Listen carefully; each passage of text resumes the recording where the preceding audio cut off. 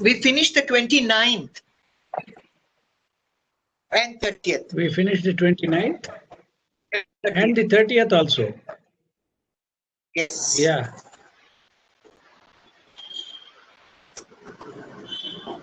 Yeah. So let me share the. Yeah, Krishnaphani ji, we've done 30, so we have to do 31 today. Yes.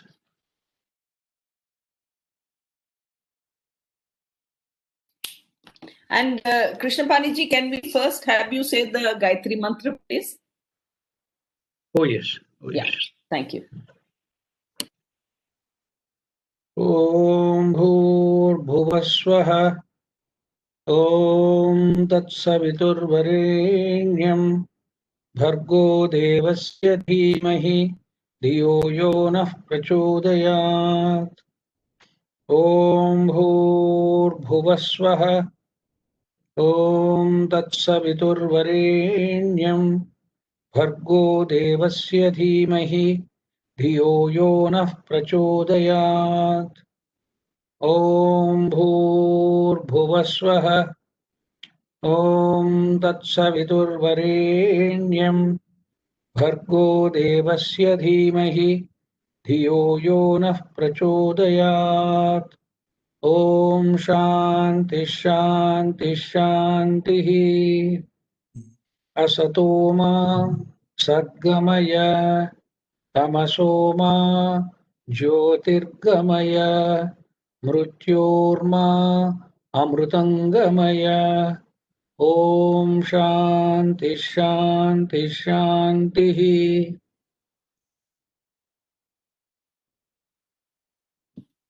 Thank you, Krishnaphani ji. I request you to kindly mute yourself. Then we will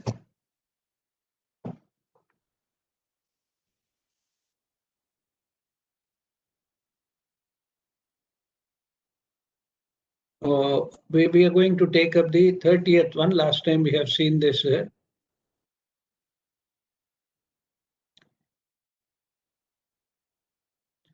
Just give me one moment.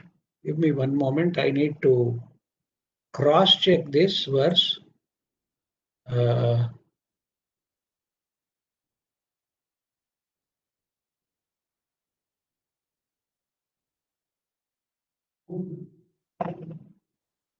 trying to cross-check the verse.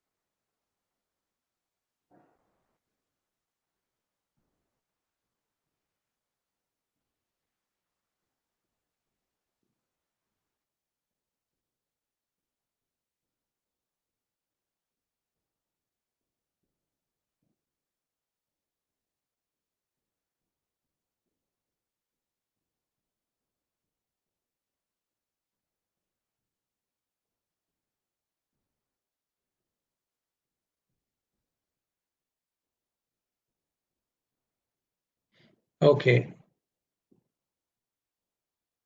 Now we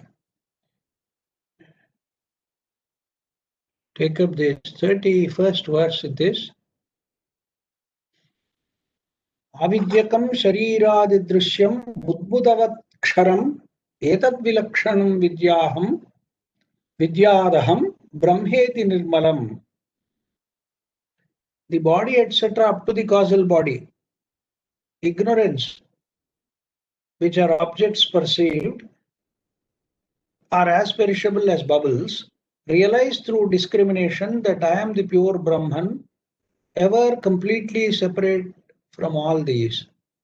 See, all the shariras, are said to be kshara. Kshara is, and it's also called as the drishyam. What is, which are objects which are perceived. So one needs to come to the realization or understanding that aham brahma, that I am that Brahma, which is nirmalam, which is not stained by any form of impurity. And it is to be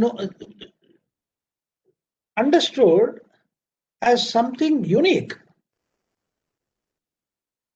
This discrimination, one has to come to it, that I am different and totally unconnected and unique from all the bodies that are there, from the various bodies that are there, whether it is the physical, the subtle, that is the gross body, or the subtle or the causal body, or whatever it is, all that has to be, you have to come to the realization that it is something which is kshara.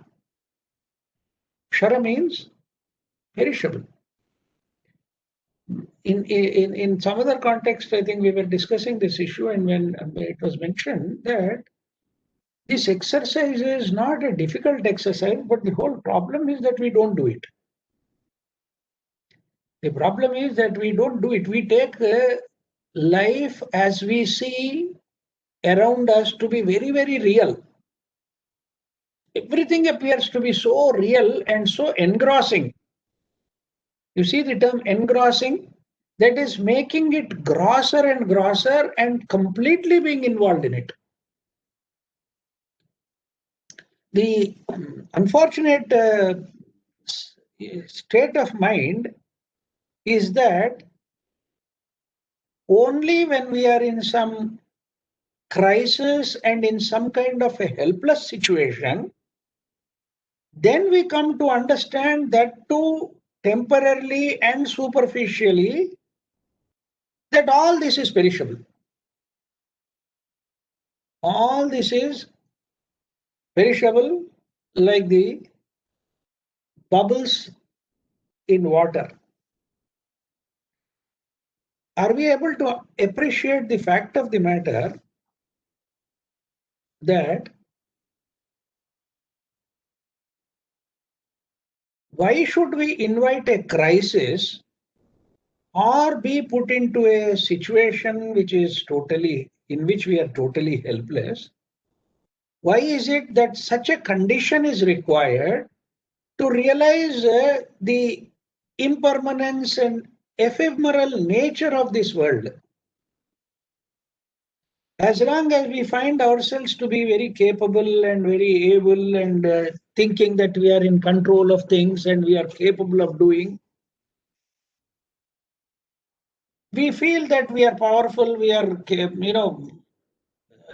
very much in control of things and we are capable of managing, and so on and so forth. So this is a very deep rooted ignorance from which the sense of identity flows, which is constantly reinforced by us. This identity is reinforced by us. This fact has to be seen very clearly. Unless we see this fact that any kind of inattention is going to only reinforce and strengthen this sense of identity. Mind you, it is our own sense of inattention, taking things for granted and operating with that limited understanding or limited knowledge of things, whereby we are stuck in it. is it necessary actually for somebody to tell us that this whole thing is perishable, is changeable, it mutates, it modifies itself, it grows, it decays, it dies. This process, is it not visible to us? Is it not something which is very, very apparent? Do you need Adi Shankaracharya or some other great saint or sage to tell us this fact which is observable in our own daily life?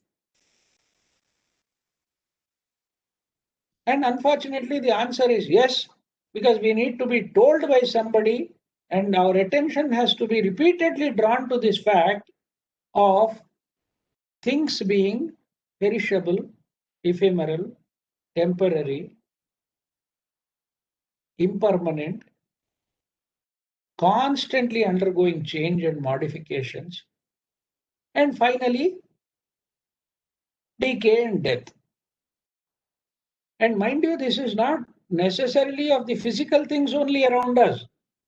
Our ideas, our concepts, our emotions, our thoughts, they also keep modifying, they also keep changing. And they also go through the process of slow decaying and dying. And there may be one set of ideas, concepts, beliefs onto which we hold on very tight, knowing very well that they are also not really permanent or really changeless. So this is the major problem.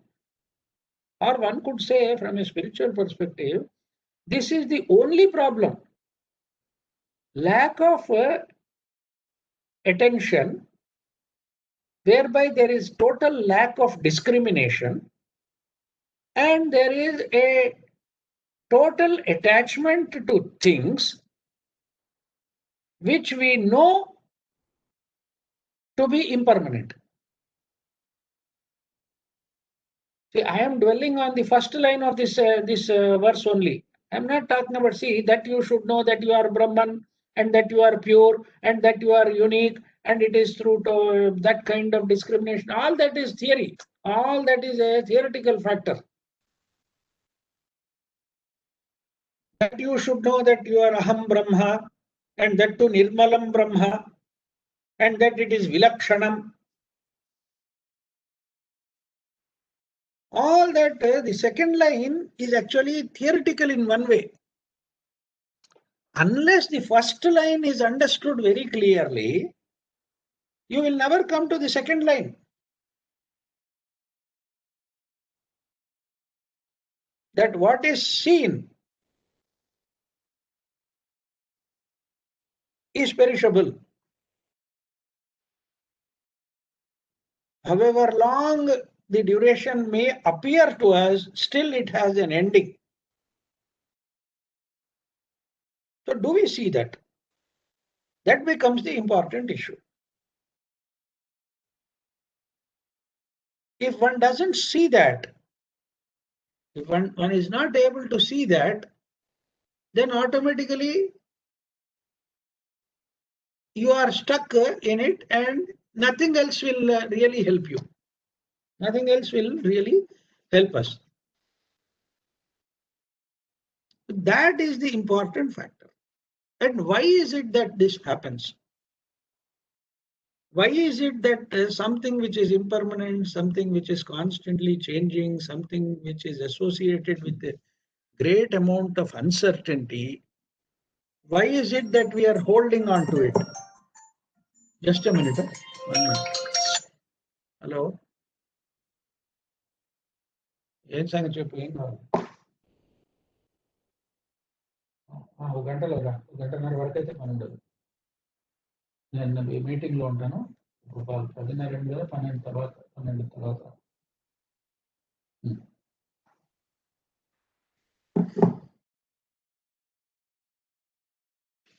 Sorry for that interruption. So we are coming to the point as to why is it that this appears to be so real? Why is it that we hold on to this so tightly?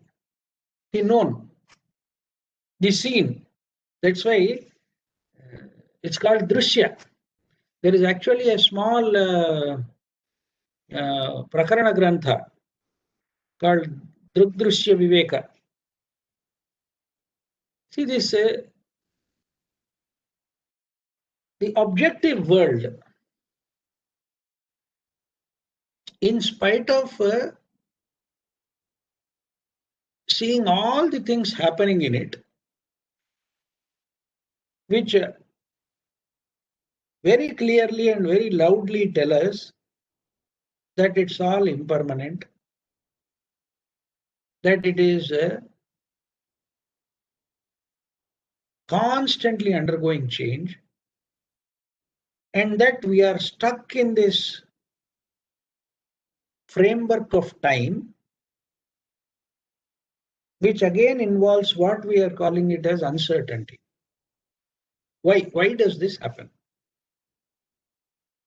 If we probe into this question carefully, we find that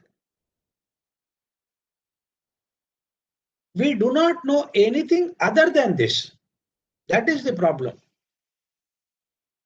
Anything other than this world in which we live, we do not know anything else. So we hold on to the known. We cling to the known. Because however much somebody may describe about a state which is much more real, which is much more permanent, and which is much more immutable as compared to this world, it is not real to us. And the dilemma or the twist in the whole thing is that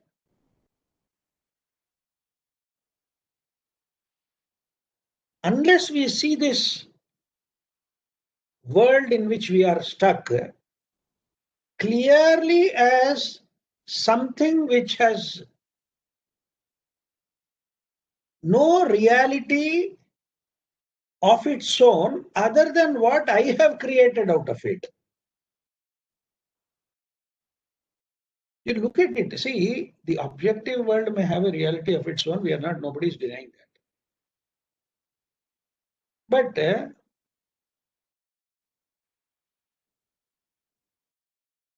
if this entity called I is not there or is not active, does the world appear to be so real, and does it lead us to holding on to it so tightly?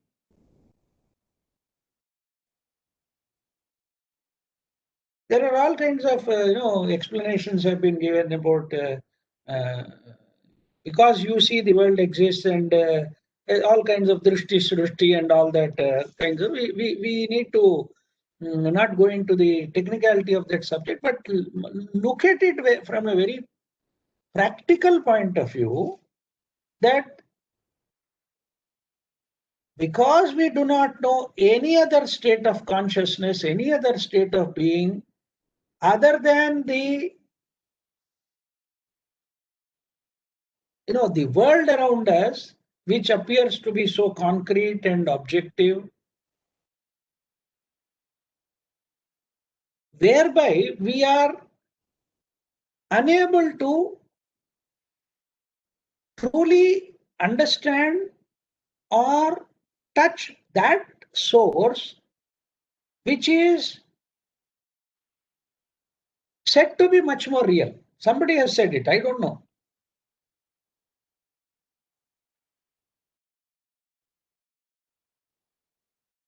So the what I would call as the need for being put into a critical situation, the need to be put into a helpless situation arises in us, which compels us to see the world in a different light.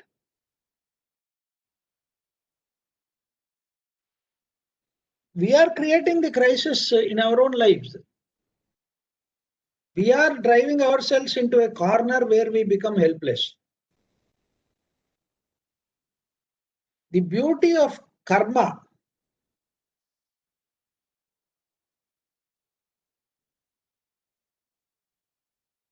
the word karma actually carries three meanings.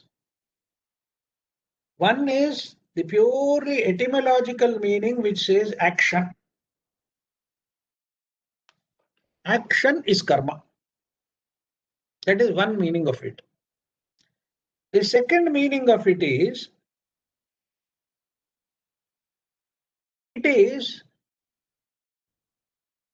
the consequences of one's own action. When we are undergoing the consequences of our own action, of which we have no recognition or no memory,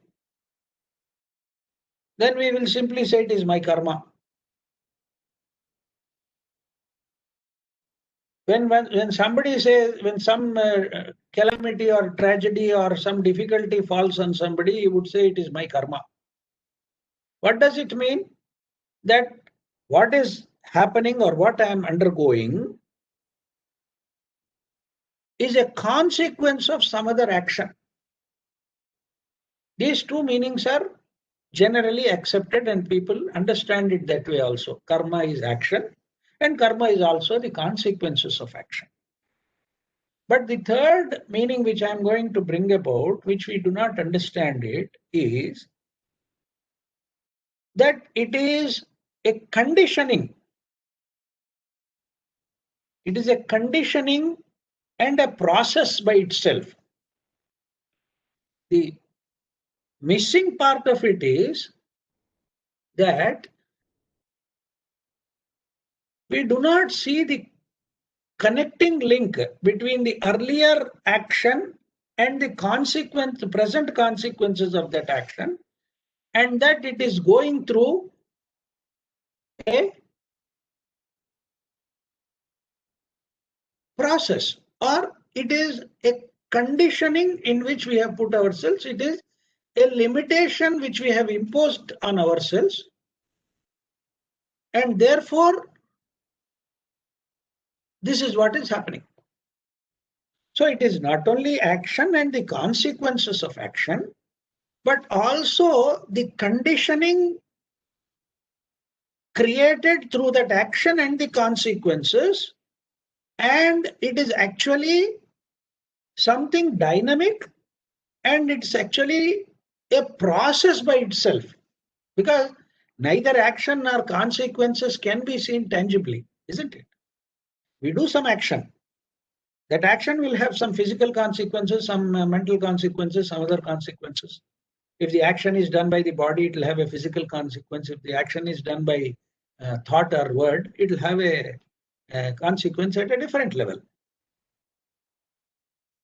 So as we continue to operate in this limitation, we are further conditioning ourselves and putting ourselves into a very precarious situation.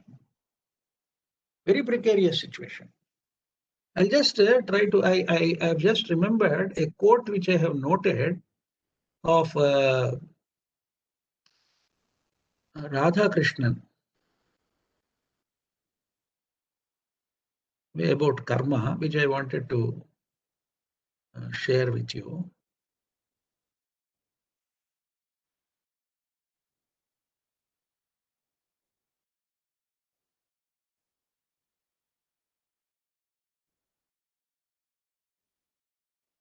Where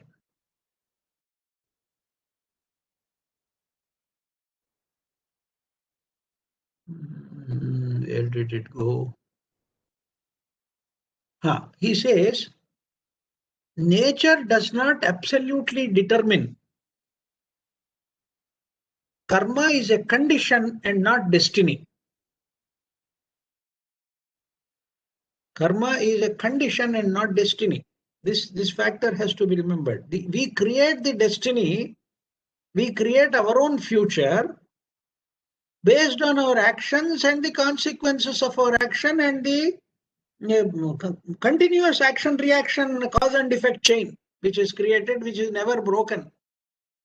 We never break that conditioning at all.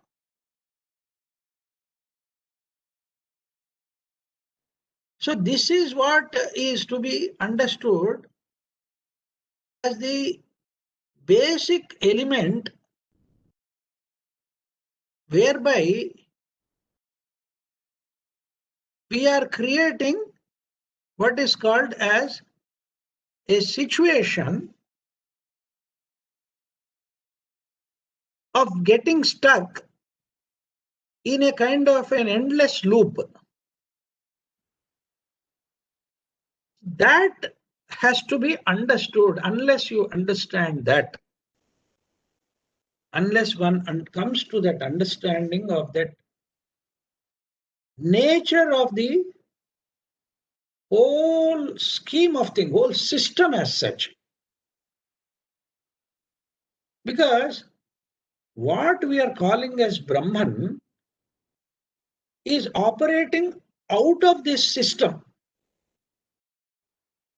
Is operating out of this system, and in a very mysterious manner it is connected to the system through a process of limitation, which we are calling it as avidya.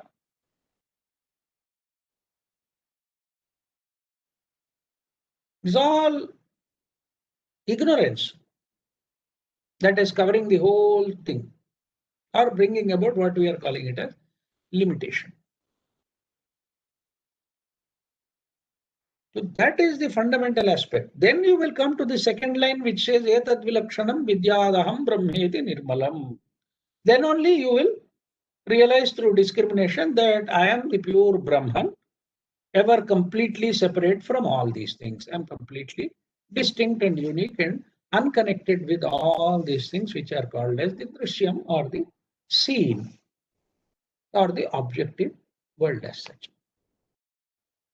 So this is a very fundamental issue which one needs to come to.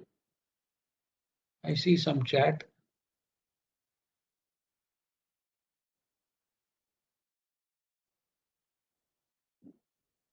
Ramachandranji says, many of my circles believe and share messages urging that life is short and therefore enjoy as much as possible and avail in the world. The concept of impermanence, perishable, etc., has no bearing on it. In fact, there is a serious psychological problem which people talk about of losing out on the things that are going around, that I am not in sync with the world and therefore I seem to be losing out on what is being termed as enjoyment. What does exactly enjoyment mean? Nobody who is seriously indulging in that enjoyment ever gives a thought to what is enjoyment per se. Gratification, physical gratification, sensual gratification, or much more subtler ways of mental gratification. This is also a danger. The mental gratification that, sir, I am a great scholar, I read so many books, I give discourses, a fellow like me thinking that I am, in the process of disseminating all kinds of things, that could be purely nonsense. Because if it doesn't have bring about a kind of an inner transformation at some level, all this is again another form of enjoyment. Chidu Krishnamurti used to always caution people about it. Whether going to a movie or going to a circus or going to somewhere else to enjoy, and then somebody deciding to come to a lecture of Jiddu Krishnamurti, he says essentially they are all the same. Essentially, they are all the same because there is a great inadequacy, great lack of something which is wanting in you, and you try to fill it with so many things. And the easier method is what the mind will suggest also. The easier mind is don't bother too much. Have a gala time with your friends, family, eat, drink, and make merry, and then be very happy about it, and then continue to do it as long as you are capable of doing it. That's what I think Ramchandranji is mentioning, that life is short, so enjoy as much as possible. What does this enjoyment mean? Is this whole life totally purposeless? Which is difficult to believe. Which is very difficult to believe. Actually, one may think that it is meant for enjoyment, but do you see that somebody is providing you the various facilities and objects for enjoyment? Most of us, the things we enjoy are the product of the genius of somebody else. For example, you take a cell phone or this computer or this internet facility or this platform for Zoom or Cisco WebEx or whatever it is the product of somebody's genius. Do you see that link? If everybody in this world were simply to think about enjoy as much as possible with whatever is available in this world, nothing would progress at all. This is the fallacy. They don't see that fallacy. All the fellows who are engaged in enjoying do not see the effort, the labor, the the intellectual dimension to that which has produced. For example, if somebody is talking about some kind of a single malt whiskey or rum or something else, how much of technology goes into it, how much of art goes into it, how much of generations of preparation into that goes. We don't recognize that. We simply take it that this is available in this form, and then I consume it, and I think I am enjoying it. The whole problem is we unless we are a contributing factor to the evolution of humanity in any manner, even worldly manner. Forget about spiritual and all that. That realm is something which we don't know. We are talking about something physical and tangible and the objective world around us. Yes, I am a productive contributor to it. The whole system is going to progressively decay and collapse. We are almost on the verge of it now. We not only not contributed productively, but contributed destructively to the system. Thereby, we are putting ourselves into this dangerous thing. That's what Radhakrishnan says, that we are living a precarious life. We are living a very precarious life. So that is where we are stuck. Okay. And he says, we to get pulled into the duality to get out of the new condition, conscious efforts. The conscious effort is, yes, what you are saying is, I am talking about, I do not like to use the word effort and this thing which is mostly mental or physical in some ways. But what I am trying to say is that it's a question of lack of attention and awareness. That is the significance of the word jnana. The word jnana is unfortunately translated as knowledge because it comes from the root jna, to know. But in English, knowledge means something else totally different. It could mean mundane knowledge. It could mean information. It could mean a set of assumptions, which we are calling it as knowledge. But from the ancient Indian scriptural perspective, jnanam means awareness and attention. This is what we have to remember very carefully. Otherwise, we'll fall into the trap because our whole understanding is conditioned by the language. The reason why one needs to read things in their original is not to be stuck with the language which we seem to understand, which itself could give you a very great distorted picture of reality. Long time back, I think I said there was a book of 1940s called Thought, Language and Reality. How thought and language substantially distort our view of reality itself. So that is another danger. So that is the reason why I try to be very specific with regard to certain words, is that it should broaden our understanding and widen the horizon of our understanding also. So jnana, for the time being, we take it as alertness and awareness. There could be a better word for it and a better kind of expression or a sentence which can give you much more elaboration. But let us take it that the word knowledge is very insufficient, very inadequate, and is misleading. So we need to be aware of things first of all.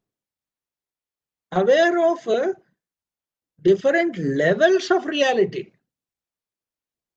And unless we come to those levels of reality, it will always be a distortion. So maybe in one way, language itself needs to be abandoned at one level. Speech in all forms, thought in all forms has to be made irrelevant in the scheme of things so that we come face to face with the reality. Yato vacho nivartante aprapya manasasaha, where speech is back along with the mind and touches that ground of silence. That ground of silence is what is important. So we need to come to that. So you see, reading these verses and trying to superficially understand them serves very little purpose.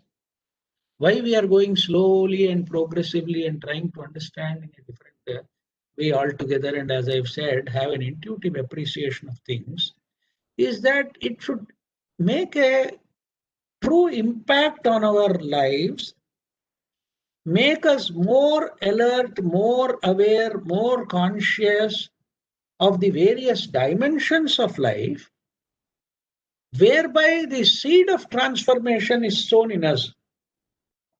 Once you sow the seed of transformation and provide the right quality of air, light, and soil through understanding, that transformation could blossom and give us the right perspective of the whole manifestation. That is the important thing. Otherwise, superficial meaning of it, this book is available for everybody, and much more detailed book is there. Another book which runs into about 500-600 pages, written in 1947, is also available. That book gives much more elaborate this thing about Atmabodha, but still, it won't really help you or me unless we come to terms with our own life. Actually, life is the best teacher, life is the best school, life is the best, what I would say is the environment which it offers for us to understand things properly. So that it is Budbutavat and Ksharam are simply words saying that it is like bubbles. They appear to be good for coating. Anybody can quote it. Say it's like bubbles in water, and then it is all perishable, and it's all. Everybody knows it. You ask even children, they'll recite it tomorrow, and they say, yeah, this all is perishable, and this all is this. But that kind of knowledge is no knowledge at all, because in that we lack that awareness, attention, and alertness. So we have to have if I am permitted to use the kind of acronyms which sometimes Janaki Ramji keeps using, we need to have what is called as this AAA rating. AAA rating of attention, awareness, and alertness. That is the only sadhana which is going to truly help us. All other are preparatory to come to that state of attention, to come to that state of awareness, and come to that state of alertness. So that is what is required. And when that is done, in that state, you will come to that state of purity and that state of vastness which is called as Brahman.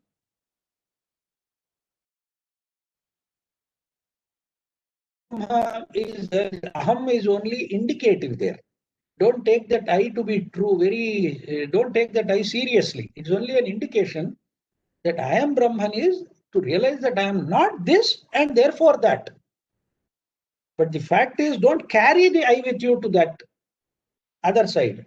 If you carry the I to the other side, you are still on this side only. You will never be on the other side. You will never come to that which is sacred, that which is pure, that which is transcendental, that which is beyond time. We will never come to it by holding on to this I. If somebody uses these terms in the Mahavakya also, Aham Brahmasmi, is only a state of realization which says that I have now realized that I am not that limited entity, but I am that infinite entity or that infinite vastness which the word Brahman signifies. Okay?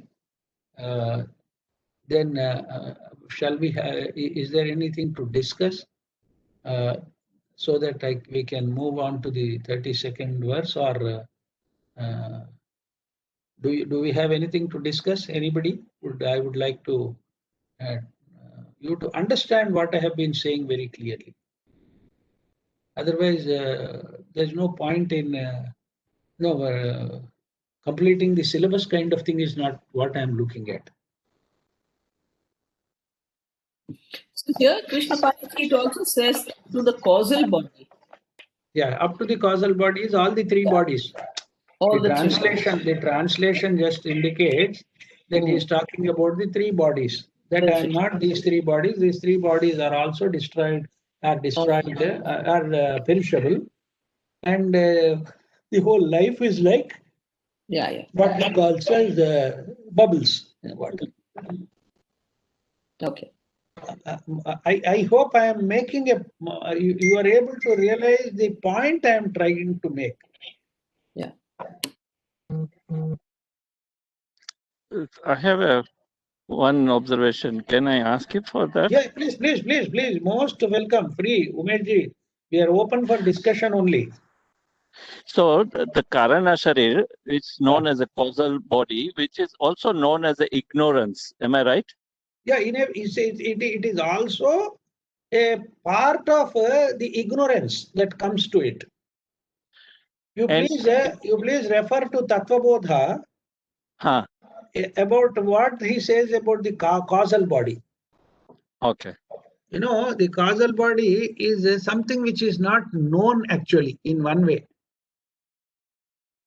I In see. Tattvabodha, he calls it as Anirvachaniyam, if I remember right.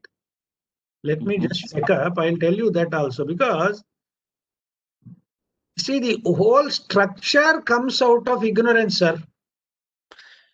I don't know if you have been following in another context. I made a point that Brahman is totally disconnected with ignorance. Okay? Okay. The Brahman is totally disconnected with from ignorance. All right. The Ishvara is associated with ignorance. Okay? Are we following? So Ishvara, is it operating under the three gunas, or the three gunas do not affect? No. See, that's what I'm saying. They are not, is not affected by the three gunas nor by Maya. I'm talking about Ishvara, sir. Yeah, Ishvara only. Ishvara is associated with Maya or ignorance. Jiva is involved in, Jiva is completely involved in Maya. You should understand these three aspects which I spoke in another context, that the Brahman is totally unconnected with Maya.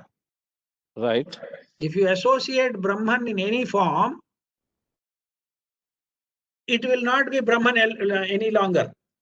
By definition, Brahman is totally unconnected with the whole system. He is outside the system in one way. Right? So can I also? I am coming to that. Let me put these 3 points and you ask the question. Then the Ishvara. Then the other thing is Ishvara. Ishvara is the link between the unmanifest and the manifest. And he comes into limitation to oversee the whole system, to oversee all the operations of the system. And he is associated with Maya, not involved. He is associated with Maya, but not influenced. Not influenced or involved by it. Okay. Whereas Jiva is fully influenced and fully involved in Maya. This difference one has to understand very clearly.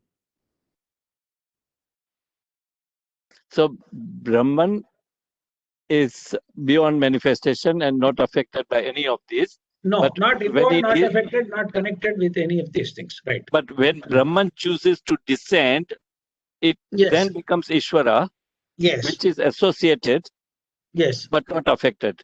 Not affected, not involved. So this is as per Advaita, or is it Sankhya? No, see, that doesn't really matter, sir. This is only explanation. See, whether it is Advaita or Sankhya, it doesn't matter at all. See, if you're going by the philosophical systems, Sankhya considers both Purusha and Prakriti as absolute. And so talks about everybody being a Purusha. There are millions of Purushas. Correct. Manifestations are there. So we are not concerned with the theoretical aspect of it. Whereas Advaita says Purusha and Prakriti are both aspects of that ultimate reality. And the Purusha is one who is unconnected with the system but influences the system like Ishvara. The Yoga Sutras defines Ishvara in its own terms.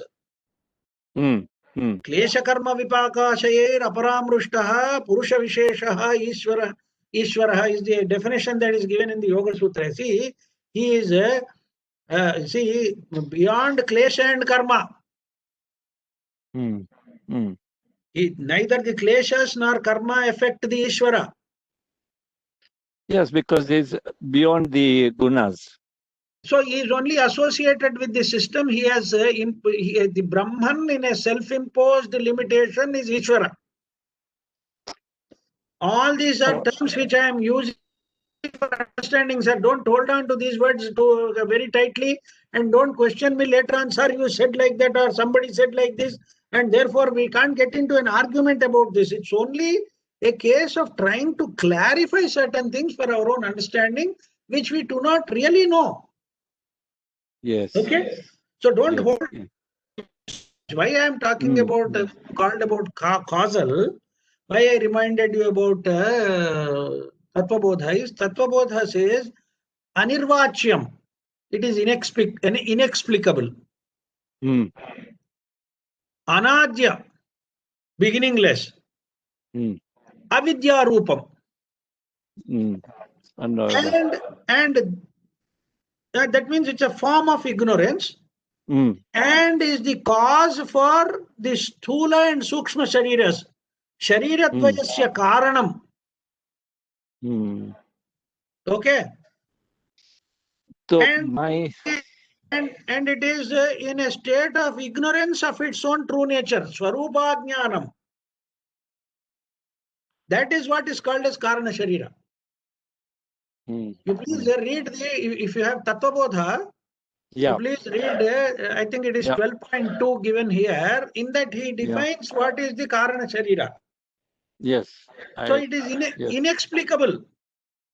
It is beginningless. When I say beginningless, it's in an endless loop. It's in a loop. Okay. Yes. So the point is you have to make this. See some amount of mental clarity in understanding is required to distinguish between Brahman, Ishvara and Jiva. My confusion where I was stuck was when I was reading Tattvabodha and then we referring to now Atmabodha. There is about Karana Sharir, it is referred as ignorance. And when I was reading about it, why is it called ignorance? Ignorance is illusion, avidya, and it is out of avidya the whole thing is manifested. If it was not avidya, which means if it was full of knowledge and vidya, there is no question of manifestation. Yes. See, it is within the purview of limitation, dimension. That's all. Karana Sharira as compared to the Sthula and Sukshma Sharira. Yes. Is at a higher dimension. Yes. And by definition itself, the Tattvabodha says it is inexplicable. And it is beginningless. It is in the form of avidya, and it is the swarupa of ajnana. Now it doesn't know its own true nature. And it is the cause for the other two bodies and therefore called as the causal body. That's right. Yeah, that's correct. Yes, now I'm clear. So that is the understanding which we need to have. Yeah. And as I said, to have a clear idea about what we are calling it as Brahman, what we are calling as Ishvara, and what we are calling is the Jiva. In terms of Maya, the effect of Maya. In terms of the effect of Maya, Brahman is totally unaffected, totally unconnected. Ishvara is in a mysterious way connected with it and associated with it in order to oversee the phenomenal nature of this existence, of this manifestation. And the product of that phenomenon, which is completely involved in Maya or ignorance or Ajnana, is the Jiva. So the Jiva is involved and totally influenced by that limitation, which we are calling it as Maya. So this is the distinction which we need to make between these three amongst these three terms. Okay. So some references are given of about when they speak about consciousness, that Jiva is a consciousness. It's also no. The consciousness is all pervading. So where does Ishvara come? Is also consciousness? Brahman itself is consciousness.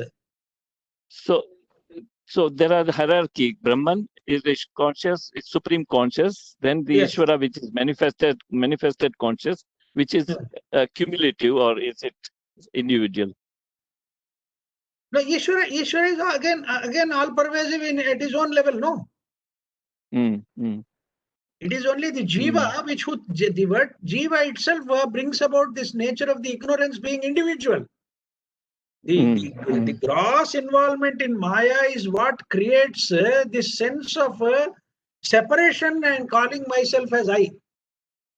That is the jiva.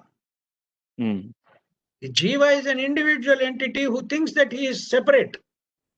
You understand? So consciousness, yeah, jiva is equal to consciousness plus mind. Consciousness plus Maya, total involvement in Maya, severe limitation of consciousness, functioning through embodiment. Yes.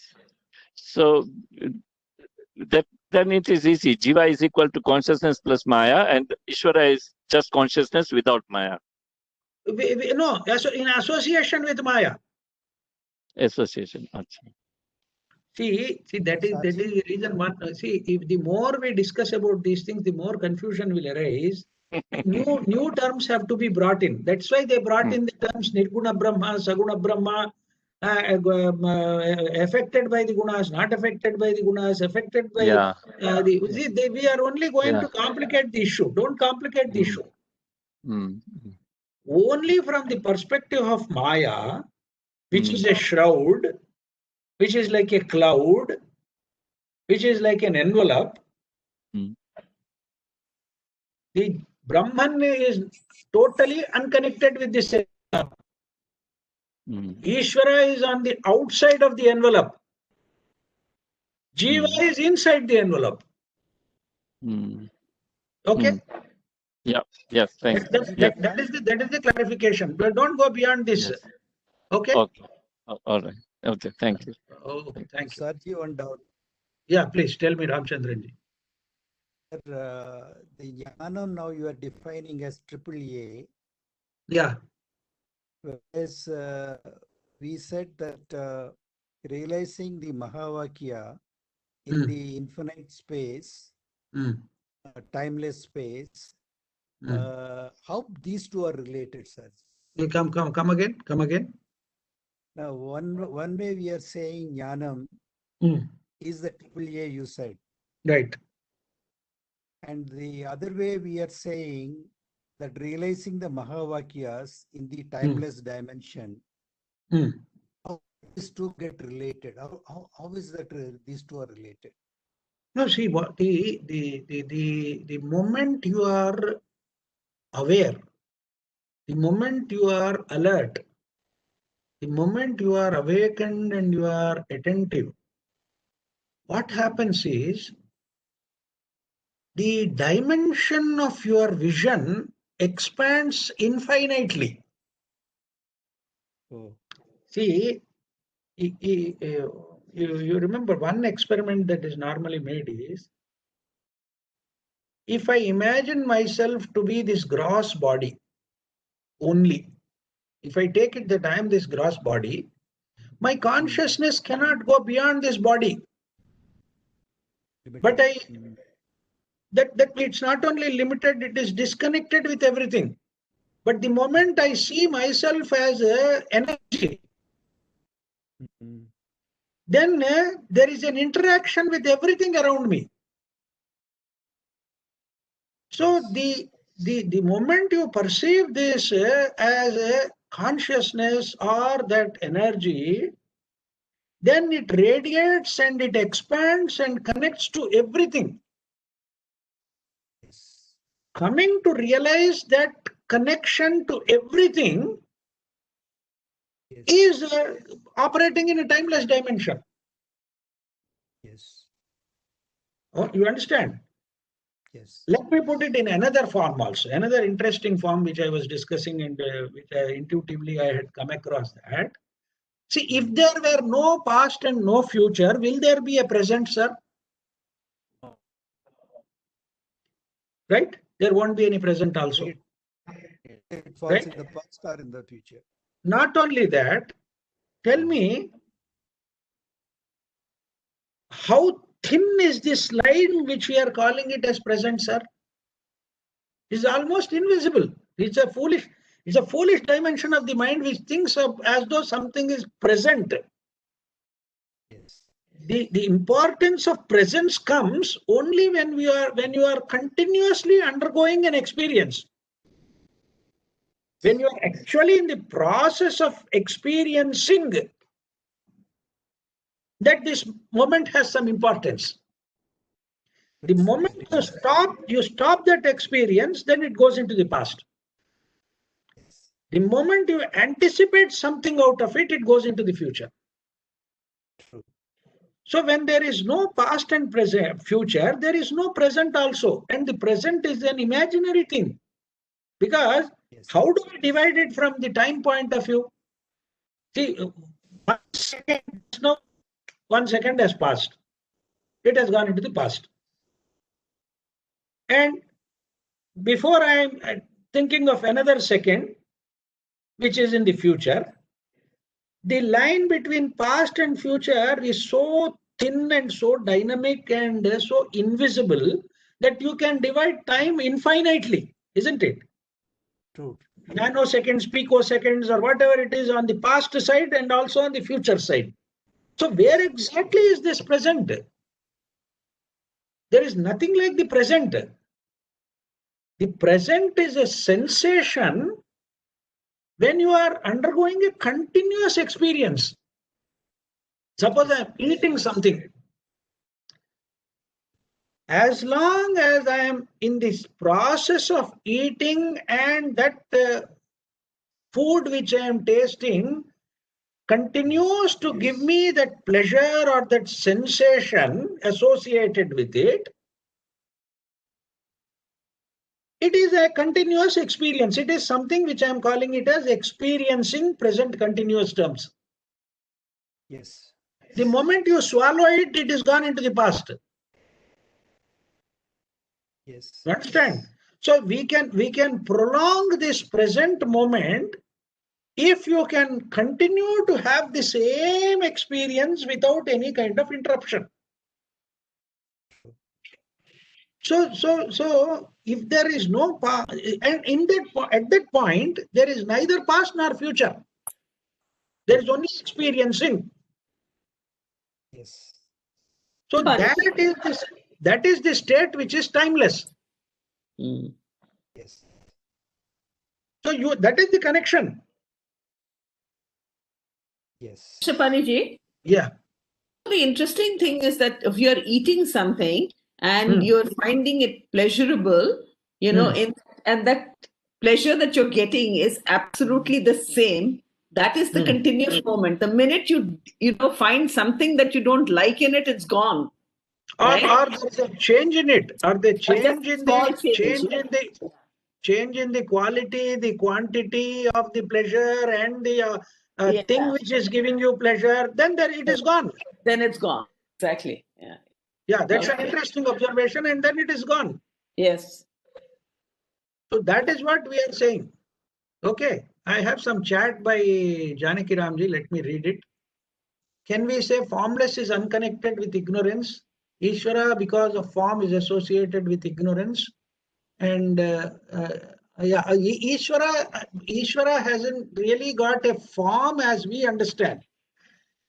It is not form, it is not a gross or subtle or causal form. It is a form in terms of limitation.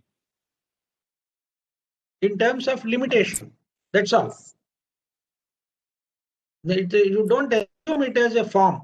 Don't assume it, think that it is a form as we understand down below here. Okay, sir? Then Atman is Brahman Paramatma, B plus U Upadhis is Jivatma, B plus Maya is Ishvara. So A is equal to J, Upadhis is, yeah, see the point is, Upadhis are there only for the Jiva because of instrumentality. See, that's why I made a mention when I was discussing the point raised by Umesh ji, is embodiment is essential for the in the manifested world, and that is the jiva. The jiva is a consciousness involved in matter, and embodied. It has acquired a series of bodies. Whereas Ishvara has no body as such. Ishvara is a self-limited, a self-imposed limitation. Once that connect is broken, once that Ishvara becomes irrelevant, the Jiva becomes Brahma. He is operating through that system. Once that system is no longer valid for him, he becomes Brahman. So that is the point. And in one way you are right. When Jiva without the Upadhis and without Ishvara is Atman, Atman is Brahman. So once the Upadhis become irrelevant and you transcend that state of consciousness, where from the limited you come on to something which is infinite, then Ishvara also becomes irrelevant. So that is the point. You are right in one way in saying that Atma is Jiva minus Upadhis minus Ishvara. Yes. Upadhis are these Shariras. Can we say Jiva is a name and form with varying consciousness and gunas plus prarabdha karma? Yeah, all that. See, the moment embodiment comes there, everything is involved. Your gunas, your karma, every damn thing is involved in the process. The embodiment itself, further limitation, much more limited thing. We are putting ourselves into greater and greater and greater limitations, and grossification is happening. Your understanding, Janakiran, is substantially correct. But what I'm trying to only mention is, don't assume Ishvara to have a form as comparable with that of the Jiva. Ishvara is a self-imposed limitation to enable the phenomenal world to come into existence. For that purpose, Maya is also created.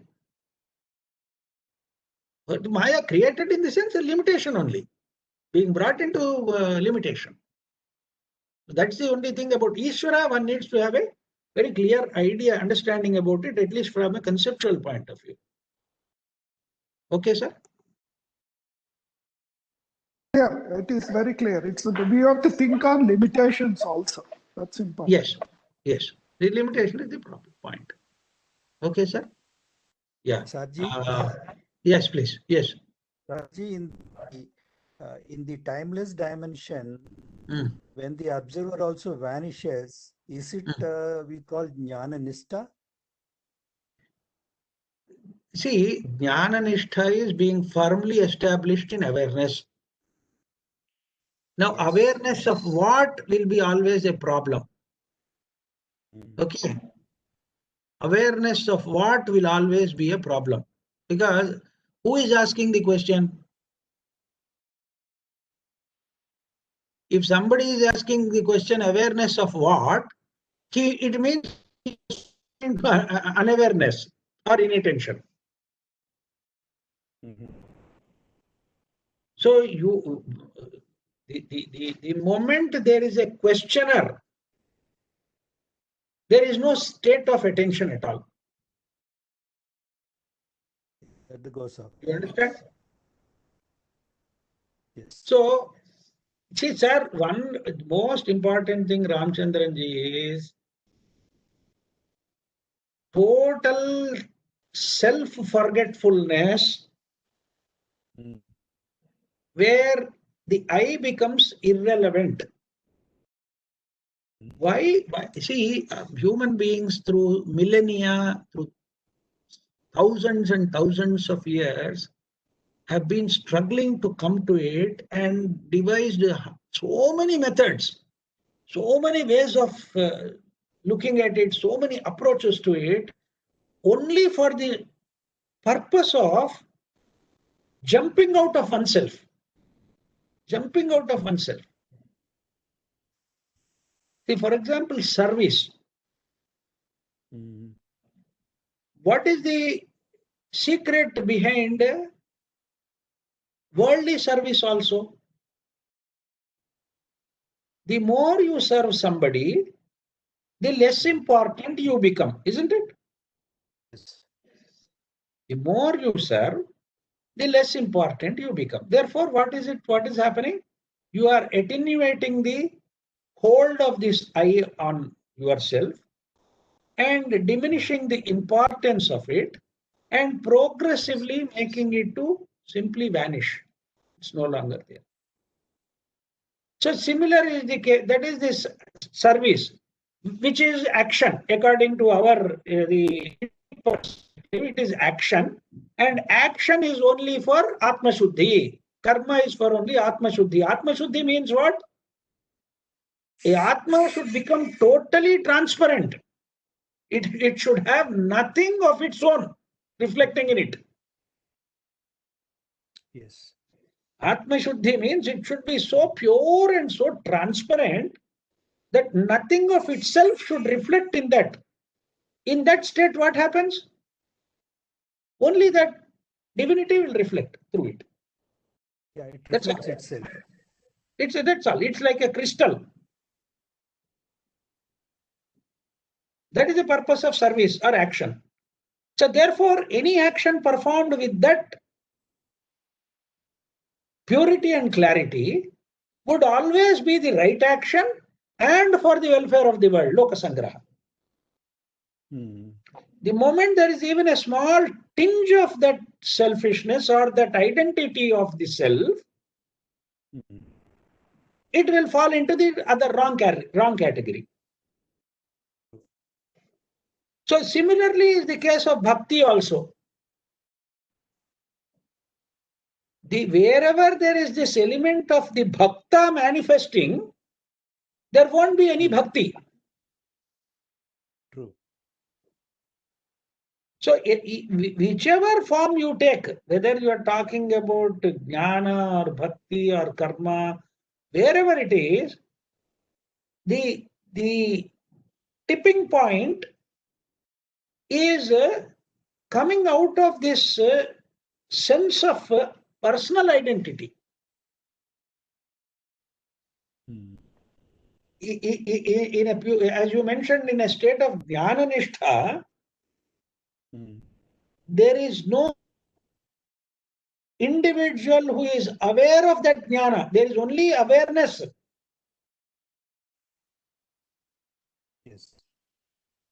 And similarly, when they are performing service or what is called as right action, there is no motive or motivation for that action except doing that action, which is a natural outflow of it because that is the right action to be done. Yes. Any motive or motivation would mean that the self which we have created is trying to interfere in the process. So in whichever form you look at it, it is basically to realize the nature of this I, how it is operating and how it is self-enclosing and self-limiting.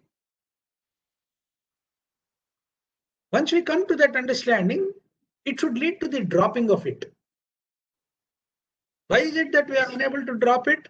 Because it won't allow you to drop it. Because you see, I am the most important person in this world for myself, isn't it? Why would I lose my own identity? The beauty of it is you are not actually losing your identity. You are gaining a much, much larger identity, an infinite identity. True. So that is the point. That is the importance of this. Ignorance is veiling. Yeah, ignorance is veiling and self-limiting, self-enclosing. Otherwise, it really won't help you. True, sir. Yeah, some chat is there.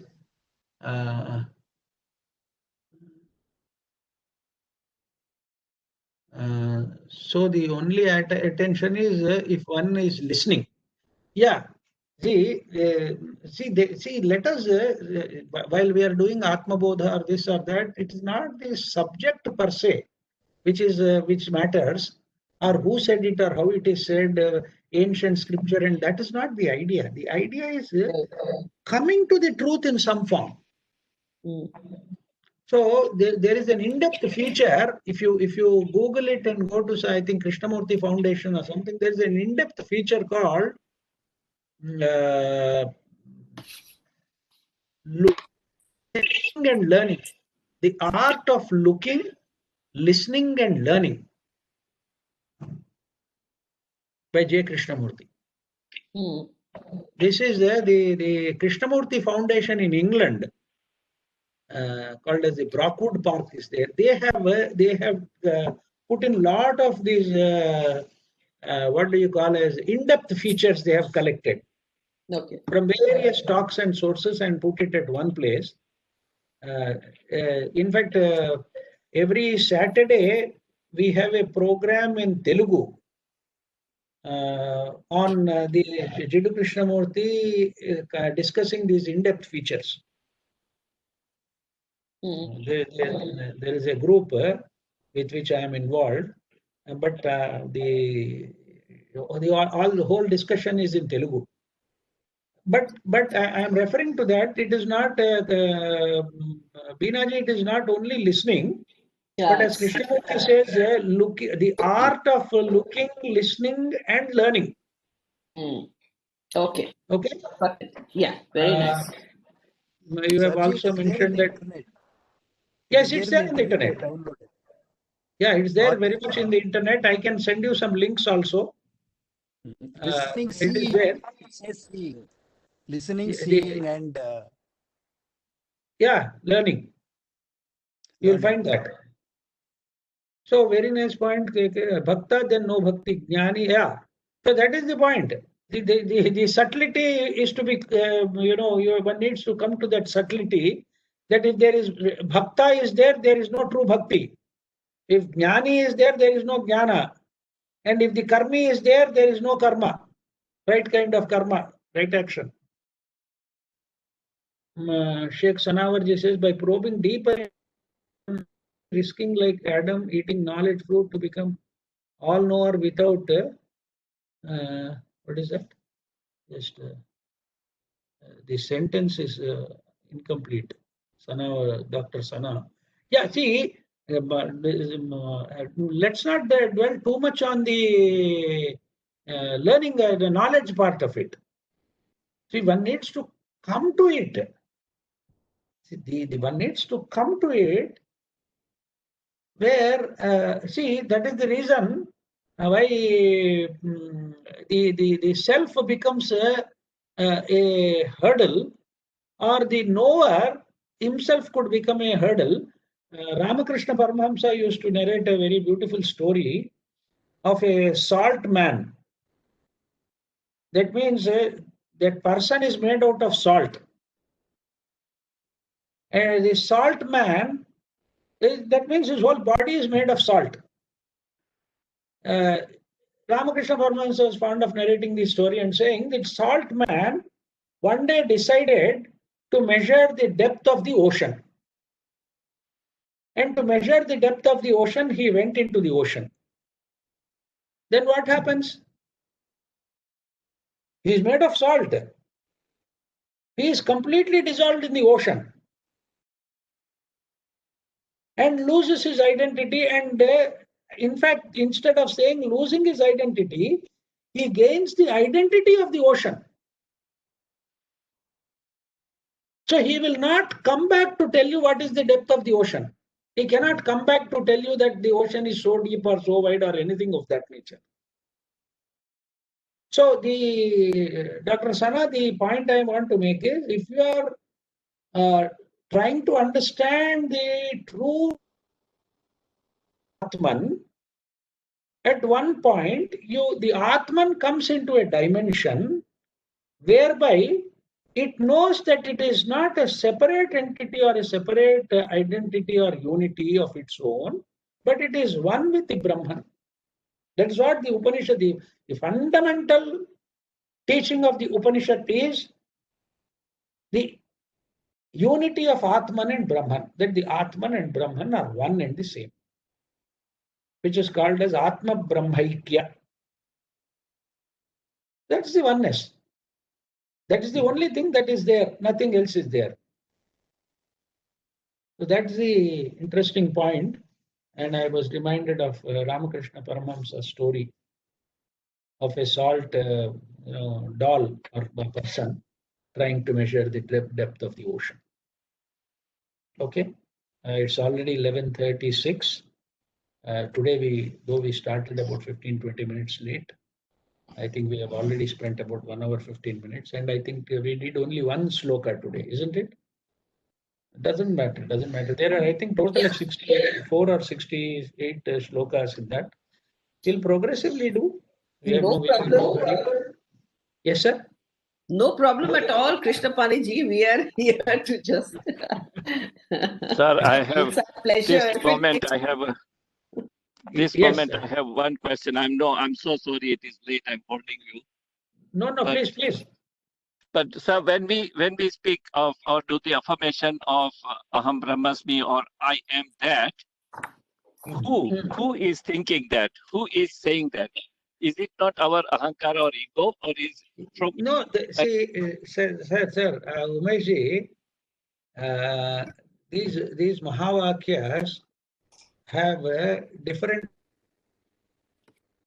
See, one Mahavakya is called as Upadesha Vakya. Another is called as Sakshatkara Vakya. Another is called. There are 4 Vakyas. These 4 Vakyas are meant for different purposes. Okay.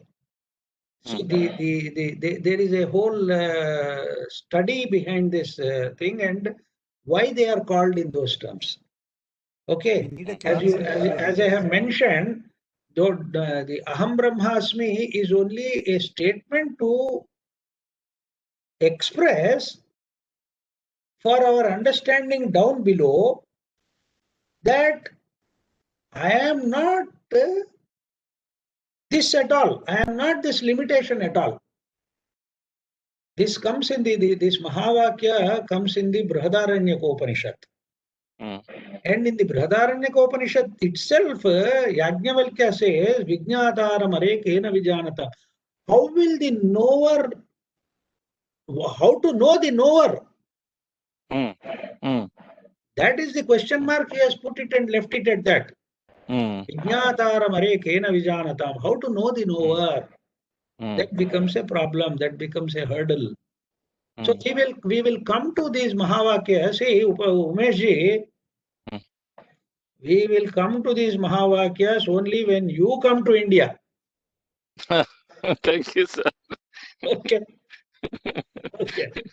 Thank you. So we will not come to these Mahavakyas till you come back to India, because 2 or 3 programs are long overdue. Somehow we could not take up the Mahavakyas, the Shanti Mantras, and some interesting subjects which we wanted to go. Yeah, those 3 statements, Yeah. Satyam, Shivam, and Yeah, Satyam Shivam Sundaram, Satchidananda, Satyam Shivam Sundaram. Satchidan. Yeah. Yeah. Krishnaphani ji, Yeah. these Mahavakyas are still purely an intellectual understanding. It's meant to appeal to us at this point. Yeah. So that No. There is another dimension to it also. thou art and all these. You see, you don't suddenly land into the Mahavakya. Correct. You are progressively and very slowly led to that Mahavakya. Correct. Okay. Okay. The Upanishad leads you to that Mahavakya. So, and each Mahavakya is defined in a particular manner. Right. Yeah. So that contextually we need to discuss. Now, what is an Upadesha Vakya? What is a Sakshatkara Vakya? And things like that. We need to go into it at the appropriate time. When we discuss this Mahavakyas, we can take it. Okay. Sure. And that I am promising to Umeshji that Only when he comes to India, then the Mahavakyas will also come. That only Thank you happened so after much. COVID 1, 2, 3, fourth version, fifth version is over. Whatever But it the is. school is already Thank functioning, you. open, I understand. Yes, sir. Thank you. The school is already opened and functioning. Yeah. I'm told, yes, the school is open and there some programs are being conducted and all that. So we will come to it, sir. We'll come to All it. right, sir. I'll give you first-hand knowledge because I'm going to the school just now after this program. Oh, I see. Oh, very good. Very good. Very good. Okay. So if there are no further questions, we will end it here. Thank you so much. Sorry for the delay on my part in starting today's program. No Okay. problem. Thank you, Sarji. Thank you very much. Thank you so much. Okay. And may I call, I think Suman is here. Yeah, Sumanji is here? here. Yes. Sajni ji is not there. I think she is busy at the school. Okay. Yeah, Sumanji, Loka Samasta Sukhino Bhavantu. And I just wanted to tell you, whoever is in the Sanskrit class, we have a session today at 4 o'clock. And then, of course, we have the school programs coming up quickly, which is the 31st and the 1st. There's going to be a program. So please attend that. And there'll be the usual Thursday program. I think that maybe that's the first, right? Thursday? Yes. Thursday is first. So Yeah, Thursday, first is Friday. First is Friday. First is Friday. So 31st. Please also confirm if our regular Bhagavad Gita program is there on first or not. Probably not, Krishnaphani ji, because I think on first morning they're planning a program, but I will let everybody know on the school group today after I confirm with Ravi. Yeah. Okay. Thank you so much, everybody. Thank you, Krishnaphani ji. Thank you so much. Sumanji. Thank you so much. Yeah, should I start? Yeah, please. Yes. Okay. Samasta sukhino bhavantu. Loka samasta sukhino bhavantu. Loka samasta sukhino bhavantu. Om Shanti Shanti Shanti. Hari Om Shri Gurubhyo Namaha. Hari Om Shri Krishna Arpanamastu. I also wanted to mention, thank you so much, Suman. I also wanted to mention that on Tuesday we have a program, joint program with Ritambara and the School of Ancient Wisdom, where we are doing actually a sort of, you will have to sketch this out yourself. It's called Healing Through Art. And that program will also be posted on the school group. So thank you so much. Okay. Dhanyavadaha.